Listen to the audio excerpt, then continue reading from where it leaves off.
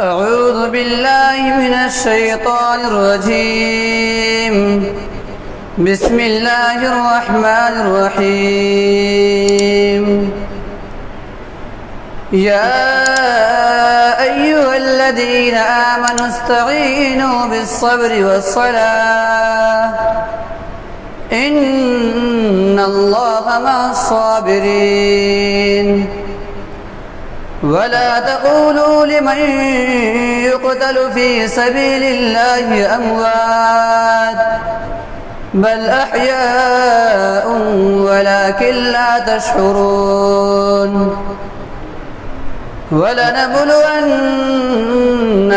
بشيء من الخوف والجوع ونقص من الأموال والأنفس والثمرات وبشر الصابرين الذين إذا أصابتهم مصيبة قالوا إنا لله وإنا إليه راجعون. أولئك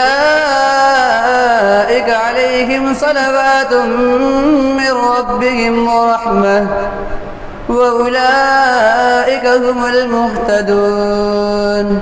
صدق الله العظيم.